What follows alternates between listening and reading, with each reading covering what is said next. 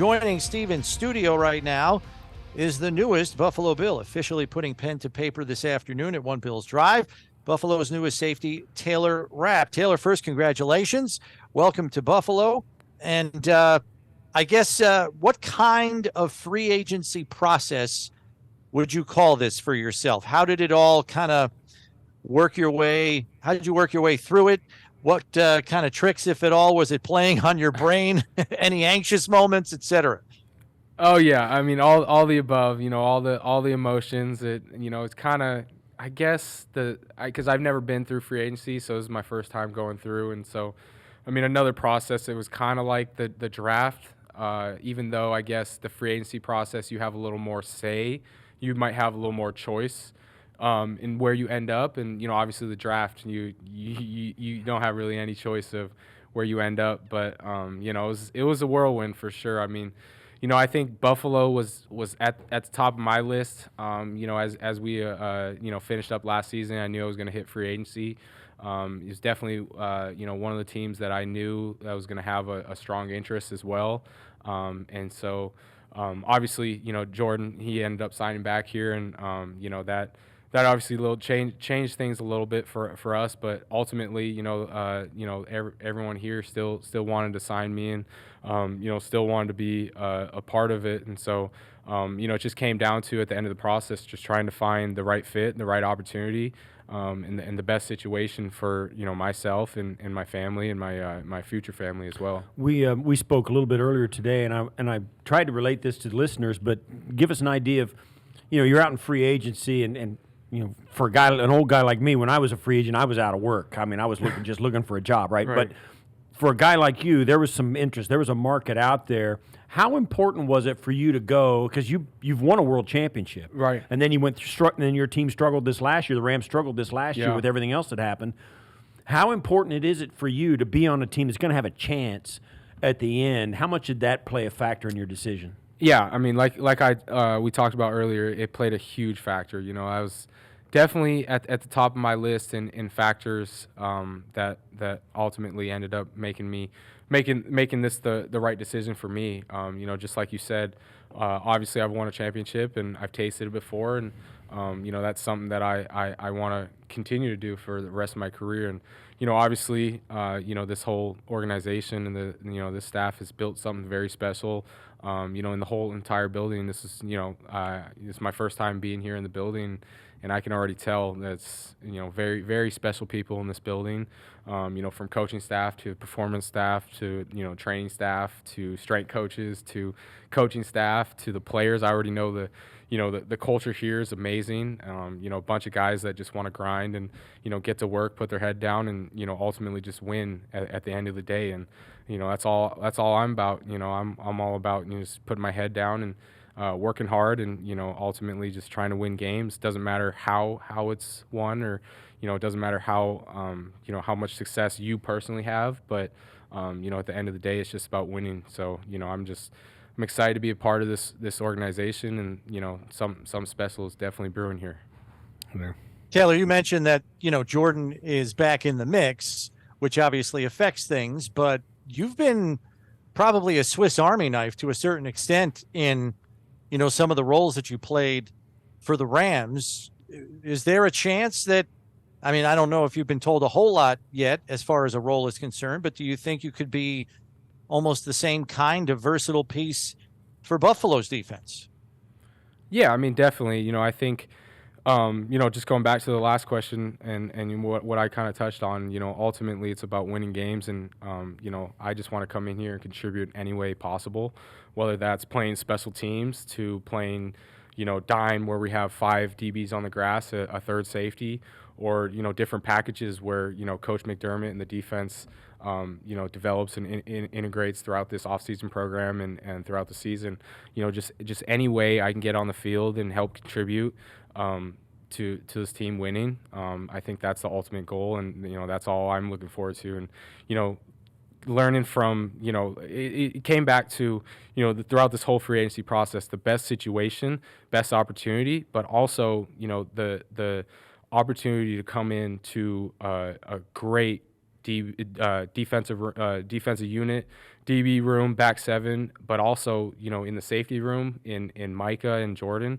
Those are two all-pro safeties that have great established careers, that are great human beings from what I've heard.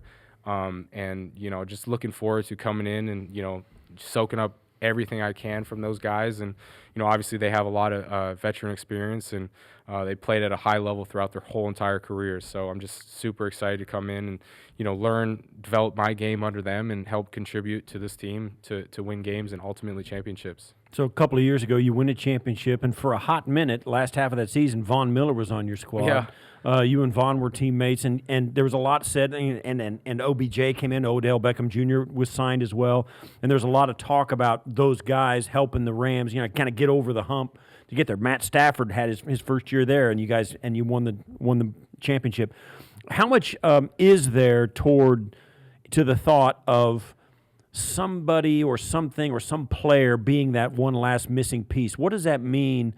Is it a real thing, or is it something that, it just kind of turns out the way it seems to? Give us an idea about OBJ and Vaughn being added to your roster. Did it help? Did it hurt? Did it, what did it mean? Yeah, no, I mean, those guys right there, they're incredible players. And obviously the addition of Vaughn and OBJ in our second half of the season was instrumental in how the rest of the season played out for us. And I think those two guys played huge parts in us even getting to the Super Bowl, making the deep run in the playoffs, and then ultimately winning the Super Bowl. I think those guys had huge factors in that as well. Two great players, but also two great locker room guys that came in and helped the culture and help the locker room kind of be one cohesive piece, and everyone kind of bought in. After we kind of made those transactions to get those two guys. You already mentioned, now being in a locker room and a position room with Jordan and Micah, two established vets, as you mentioned. But I mean, you came in the door with the Rams, and there's Eric Weddle and John Johnson. I mean, how much did those guys kind of shorten your learning curve and put you wise beyond your years in your younger, more formative professional years with the Rams? Yeah, no doubt. I mean, I came in my first rookie year, obviously E-Dub, like you said, and John Johnson, JJ, those two incredible guys that I've came into the room, and, obviously they helped me develop as a, because rookie year is tough. It's such a long grind and season.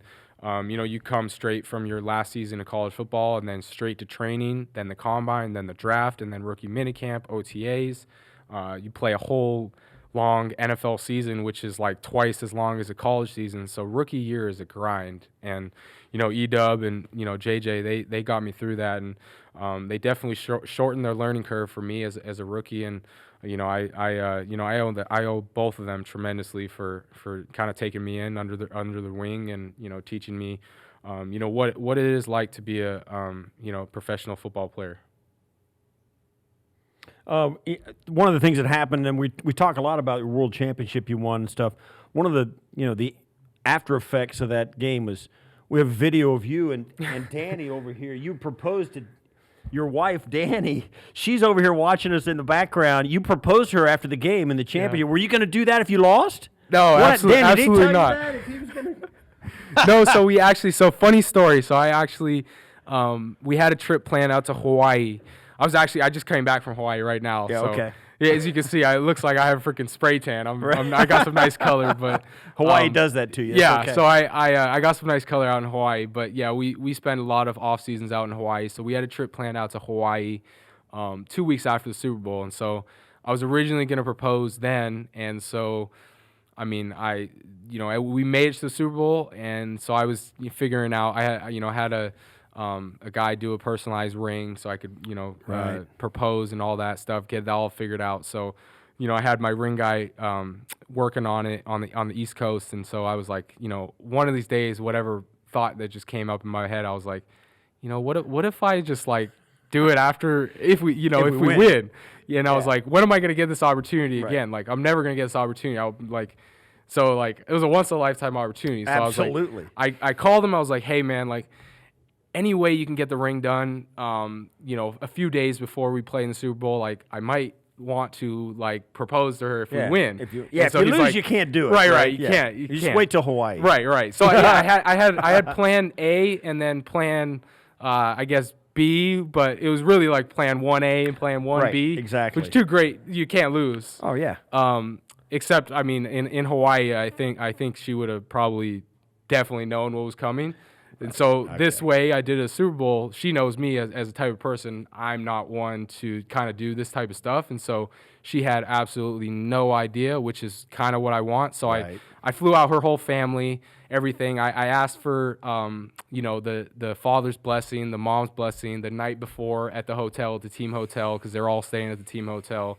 Her mom almost gave it away though. She was like bawling, crying, and Danny was right there in the hotel as well. So her mom almost gave it away the night before, but luckily we got through that. But she had absolutely no idea. You didn't have any idea, Danny? None. Okay, she says no. She said, yeah. No, she actually had no idea. So it all worked out. Smart move though, because you got to have it. If the game doesn't go well, you got to be like, okay, just right. We'll wait a couple of weeks. Exactly. The good Super Bowl is the best cover though, because you're bringing her whole family in, and she's like, she's not going to suspect. Well, why is he bringing the family in? She's like, oh, exactly. Of course, exactly. So that was everybody's plus coming the to whole Super Bowl family's anyway. there. So that was a great cover. Speaking of your family, just to kind of let Bills fans know a little bit more about you, Taylor. Born in Atlanta, but you grew up in the Seattle area. Yeah. And your dad is a native Canadian, right? So you have like dual citizenship, number one. Now, is he a Western Canadian native or is he an Eastern Canadian native? Because we're right near the border here now in Buffalo as well, too. Eastern, so just a little bit north of you guys in Toronto. He actually grew up in Petersboro, a little outside of Toronto. Yeah. Oh yeah. So I spent some time out in Toronto, so I'm assuming my wife and I are gonna take trips up. Tell to your Toronto. dad, whisper to your dad, tell him to tell everybody he's always been a lifelong Bills fan because he grew up in. He has, Toronto. he has. You say that now. I don't. Is that true? Yes, yeah. He has. Now you're telling me. No, the him story. and his friends actually would always come down to Buffalo games. There you go. Yeah. That's Full totally circle, cool. Brownie. Full circle. I saw some. I also saw some photos of you, Taylor, in a boat with a pretty big fish. I don't know if anybody's told you yet, but the fishing is really good here. I mean, they got king salmon up in Lake Ontario. No way! I didn't know they had fishing salmon did you runs usually out do here. out west? Yeah. No way. Salmon, like, because Pacific Northwest, Oregon and Washington has like some of the greatest salmon runs. I didn't know they had king salmon out here. They awesome actually to know. stock Lake Ontario with king salmon. They use it to control a bait fish population in Lake Ontario. So there are king salmon in Lake Ontario, which is north of us here. You got to drive a little bit of a ways from Buffalo, but you're talking like 45-minute drive. You hop in the marina, you're on a boat, you're on Lake Ontario, and you're salmon fishing, man. You're from L.A. You know you can't get anywhere in 45 minutes. No, in LA, right? 45 minutes here is nothing. Yeah. Awesome. No, that's awesome. I appreciate that. That's great. I'll definitely look into that. Yeah, I got a guy I can hook you up with. So yeah, we'll get you squared everybody's away. got a guy. Yeah. Awesome. Taylor, man, it's great meeting you, man. Congratulations. I know you're taking off. You're gonna go back, tie all the loose ends. What's your off season? When's your schedule bringing you back to Buffalo? What have they told you about the off season? Time frame. Off season program starts April 17th, that Monday, and so I'll probably be out here that week before, or that weekend before, and we'll figure out living situation, and my wife will be back home in LA trying to soak up as much sun as she can and bring it back here for the summer. But yeah, no, I'll be out here all off season program, so I'll be back. We'll be going back to LA and kind of tie up loose ends, like you said, and figure out living situation, and I'll pack up some stuff and I'll be out here all off season program, and I'm planning to be out here in the summer training with the strength staff as well. Awesome. Well, I appreciate you stopping by and joining us, Taylor. Glad the fans got to get to know you a little bit. I know they'll be eager to be cheering you on out there on the field on Sundays, Monday nights, Thursday nights, whatever. So safe travels back to the West Coast, and then we'll see you here soon enough. Thanks, man. Thanks for having me on.